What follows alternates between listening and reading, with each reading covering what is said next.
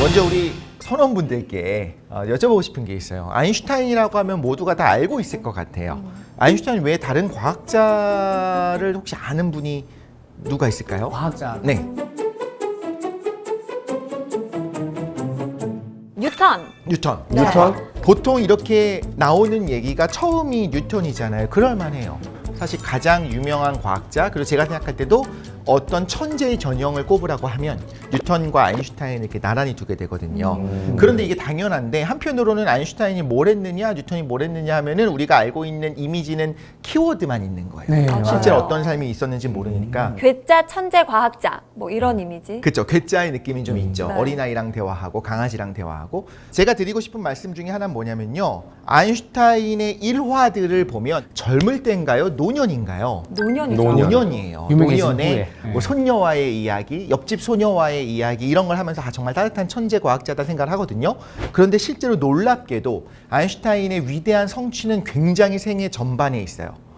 그럼 이 간극을 어떻게 메우냐는 거예요. 왜 성취는 전반에 있는데 우리가 알고 있는 이미지는 후반에 있지? 중간에 무슨 일이 있었던 걸까? 이 부분에 우리가 퍼즐을 좀 맞춰볼 필요가 있는 것 같습니다. 개인적으로 뼛속까지 문과이기 때문에 저는 이분이 그냥 굉장히 천재적인 과학가 그리고 뭐 맛있는 우유 뭐 이 정도로만 알고 있는데 맞아. 네, 오늘 제대로 한번 알아보도록 하겠습니다. 자, 그럼 박수로 오늘 강의 시작할까요? 야.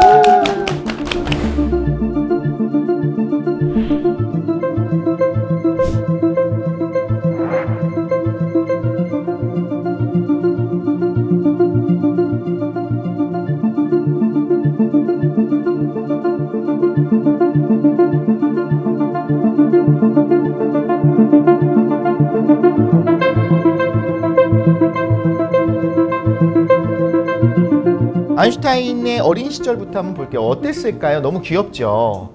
어린이들은 다 귀여운 모습인데 저 단추인지 뭐 장식인지 오른쪽이에요, 보면 왼쪽이에요? 오른쪽입니다. 아유, 오른쪽이겠죠. 아, 네. 자, 어린 시절에 어땠느냐? 남달랐을까? 어렸을 때부터 평범했던 것 같아요. 제가 볼 땐 평범한 부분들이 좀 있었습니다. 언제 태어났느냐? 1879년 독일의 미넨에서 120km 정도 떨어져 있는 곳에서 출생을 했습니다.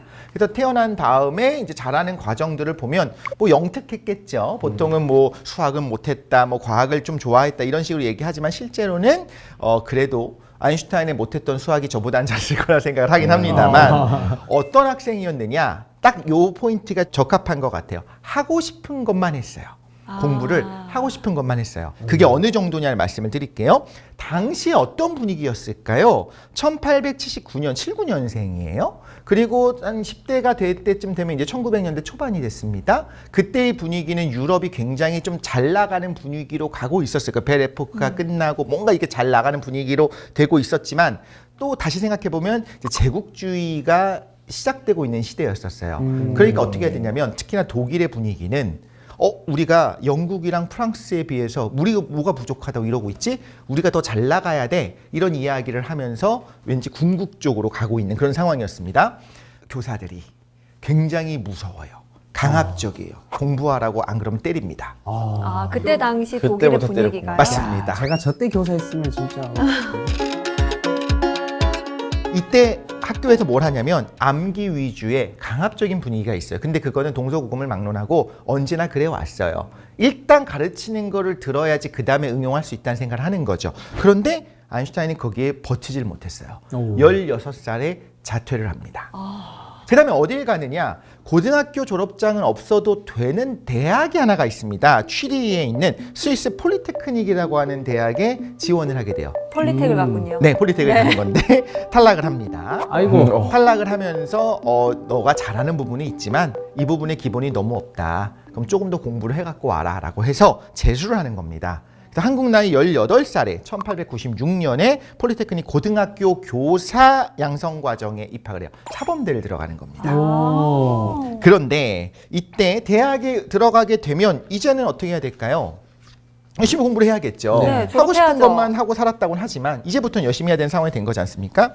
여전히 하고 싶은 것만 하고 있습니다.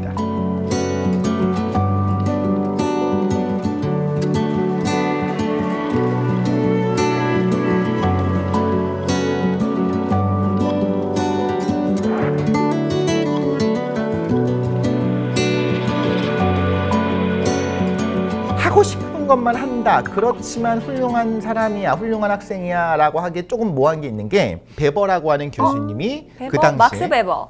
막스 베버랑 다릅니다. 아, 네. 네, 이 베버 교수님이 물리 교수였는데 그 시대의 딱 첨단에 해당하는 물리를 안 가르치는 거예요. 근데 그때 막 새로 스물스물 올라오고 있는 위대한 발견들이 많던 시대예요. 근데 그걸 안 가르치는 겁니다. 왜요? 맥스웰의 전자기학에 대해서 안 하고 있는 겁니다.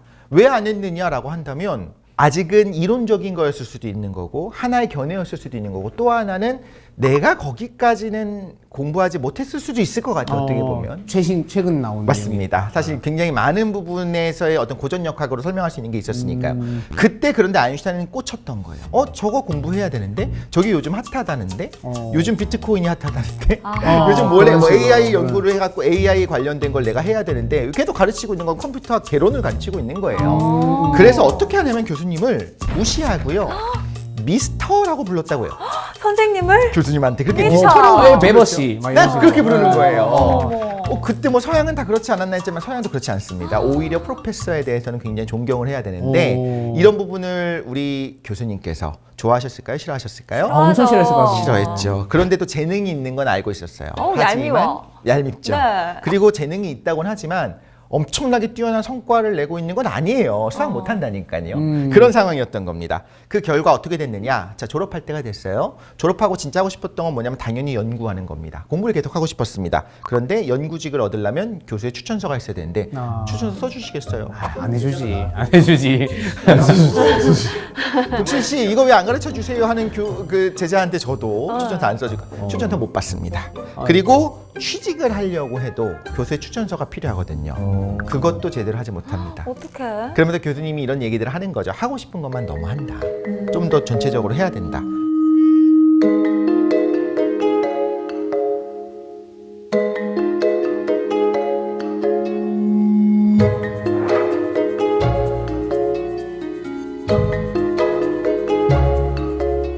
자, 그럼 취직도 제대로 못한 상황이 됐습니다. 아인슈타인은요. 백수 같이 살아야 되지 않겠습니까? 네. 실제로 그래요. 그래서 아인슈타인은 백수였냐라고 한다면 한동안은 그렇습니다. 그래서 머리가 이렇게 막 그건 아니었군요. 갑자기 이렇게 그런 상황에서 굉장히 힘들었다라고 하고요. 수입도 적었다고 합니다. 그래서 1902년에 그 유명한 개인 교습 광고도 냅니다. 이 광고는 뭐냐면 신문에 올라와 있는 거예요. 뭐라고 써 있냐면 개인 교습, 수학과 물리학, 대학생과 어린 학생 대상, 연방 폴리테크닉 교사 자격증을 가진 알베르트 아인슈타인의 가장 완벽한 교습. 그러면서 무료 시범 교습까지 써 있습니다. 야, 아인슈타인의 수업을 받을 수 있었던 맞습니다. 거네요. 과외 선생님이었던 거죠. 와. 실제로 그걸 보고 연락해서 온 친구들도 있었고 나중에 친구가 됐다고 해요. 무료 교습을 할 정도로 이렇게 절박한 심정으로 했었던 거죠. 자, 이때 근데 이미 대학교 때부터 만나고 있었던 밀레바라고 하는 연인과 결혼한 상황이었어요. 그러니까 지금까지 보면 뭔가 이제 열심히 살고 있는 그냥 뭐 내 뜻대로 좀 되지 않았었던 그런 사람이었던 겁니다. 하지만 친구들이 도와줍니다. 친구들이 좋았어요. 친구를 잘 뒀네요. 친구를 잘 뒀습니다. 친구들이 도와줘서 스위스 베른에 있는 특허 사무소에 3급 기술직으로 일을 하게 돼요. 이것도 이렇게 생각하는 분들이 있어요. 특허 사무실에서 이분이 맡았던 일들이 뭐냐면 전기공약 분야의 특허 신청서를 평가를 하는 거예요. 그럼 굉장히 똑똑하기 때문에 가능한 거다. 뭐 변리사급도 혹은 그 이상이 아닐까 생각할 수도 있는데 사실 이건 좀 행정적인 일이었다고 해요. 그 당시에 쏟아져 나오는 수많은 전기 관련된 것들을 분석할 수는 있었으나 문제는 2급에 지원했었는데 3급밖에 못했습니다. 그리고 굉장히 힘들었다고 하고 본인도 너무 힘들다. 월화수목금금금금금 너무 힘드니까 도대체 이 주 6일 언제 그만하냐. 쉬고 싶다가 아니고 이러면 내 연구를 언제 하냐. 연구는 할 생각이 있었던 거예요. 그런데 여기서 핵심 하나 말씀드리고 싶은 게 있어요. 아인슈타인이 유대인인 걸 다 아시죠? 네. 유대인입니다. 유대의 집안에서 태어났는데 어떤 집안이랑 그 집안의 분위기가 어떤 유대교를 강조하거나 우린 이런 거야. 유대인의 어떤 이런 거 정체성을 가지고 있어야 돼. 그 유일신을 믿어야 돼. 이런 분위기는 아니었던 거예요. 그게 굉장히 중요한 포인트 중에 하나가 될 수 있을 것 같아요. 온 집안이, 온 민족이 다 이렇게 유일신 사상이 있었는데 아닐 수도 있지. 그렇게 좀 세속주의에 물들어 있는. 세속주의라고 하는 게 안 좋은 의미는 아니니까요. 세속주의 그런 유대교 집안에서 성장을 하다 보니까 어떤 생각할 수 있냐면요. 모든 걸 의심할 수 있어요. 유일신조차도 우리 조상이 그렇게 오랫동안 믿어왔던 유일신이 뭐 없을 수도 있잖아, 없어 라고 생각하는 집안의 분위기라면, 아니 저 선생님이 가르쳐주는 거, 저 교수님이 가르쳐주는 게 절대적인 게 아닐 수도 있지. 틀렸을 수도 새로운 이론이 있다. 계속 튀어나오고 있는데, 이러면서 자유로운 사고가 가능한 거예요. 그래서 실제로 그런 사고 때문에 가능하지 않았나라는 생각을 하고, 세상의 모든 걸 의심하면서 호기심 그리고 학구열을 불태웠다고 합니다.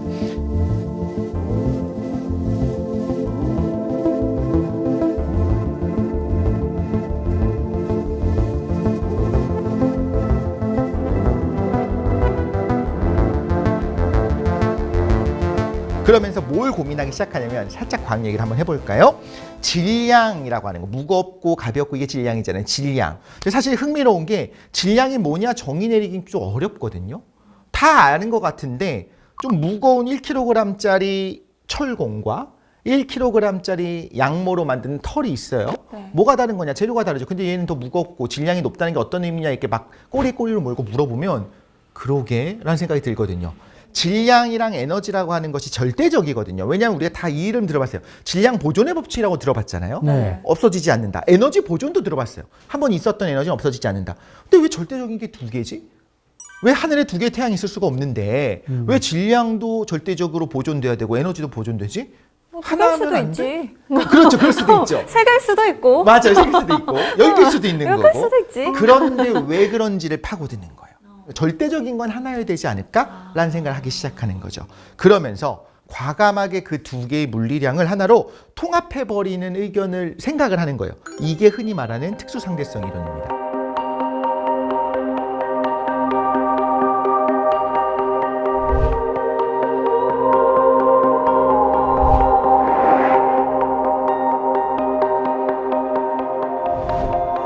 질량이 만약에 줄어든다면 네. 네. 그게 엄청난 에너지로 나올 수밖에 없는 거고, 네. 반대로 엄청난 에너지가 있으면 그 에너지가 한 곳에 모이면 갑자기 질량들이 튀어나온다는 거예요. 상식으로 이해가 안 가요. 이거 이해할 수 없는 게 당연해요. 만약에 엄청난 에너지가 여기에 가해졌어요. 네. 그럼 여기서 없었던 무언가가 튀어나와요. 물질이 만들어져요. 어떤 물질? 뭐가 만들어질지 모릅니다. 양자적인 현상이니까. 실제로 그래서 우리가 뭐 어떤 여러 가지 뭐 LHC라든가 이런 것들 돌려가지고 굉장히 거대한 실험들을 하잖아요. 한 곳에 에너지를 확 응축을 시켰더니 그래서 어떤 입자들이 튀어나오는 거예요. 그러니까 이거는 상식적으로 이해가 안 가요. 우리가 살면서 한 번도 본 적이 없는 일들이 일어난 겁니다. 그런데 이런 실험을 하기 전부터 아인슈타인이 같은 게 아닐까라고 생각을 했어요. 특수상대성 이론은 대단합니다. 대단한데 증명이 안 돼요. 이론적으로는 신기한데 그래서 뭐라는 생각이 들어요. E는 MC 제곱이라고 하는데 E와 M을 어떻게 상호 변환할 수 있어요? 그런 건 불가능해요. 그때는 없었어요. 할 수 있는 상황이 없었습니다. 실제로 저게 실현된 거는 원자폭탄 만들 때예요. 한참 후의 일입니다. 그러니까 저거는 이론이었을 뿐이에요.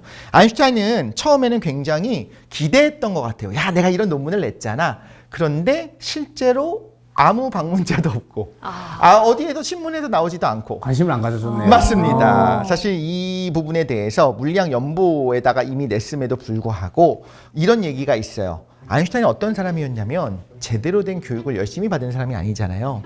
엄청나게 위대한 논문은 냈는데 보통 논문의 형식이 있어요. 네. 주석도 많이 걸고 여기서만 나오는 그 형식인데 그걸 다 깨버린 거예요. 역시 천재니까 파격이다 할 수도 있겠지만 네. 막말로 못 배웠으니까 그렇게 쓴 걸 수도 있는 겁니다. 그런 형식을 갖춰야 되는 걸 모르는 거예요. 네. 그렇기 때문에 더 받아들여지기 힘들었다라는 이야기도 합니다. 그러면 마치 악보를 이상하게 쓰는 음악가처럼. 그렇습니다. 혼자 그냥 쓴 거예요. 근데 그걸 알아보는 천재들이 간혹 있죠. 하지만 기본적으로는 혼자 쓴 거고 학계에서 통용되는 형식도 아니니까 잠잠합니다. 아니 그러면은 저 특수상대성 이론은 좀 학계에서 언제부터 인정을 받은 거예요? 그게 천천히 돼요. 아, 그걸 알아보는 사람이 한두 명씩 나타나는데 뭐 몇 개월 있다가 한 명이 나타나고 한 1년 있다가 한두 명 나타나고 그러면서 점차 물리학계에서 야, 저런 젊은이가 있대. 이게 재미있는 일화가 하나가 있어요. 어느 정도냐면요.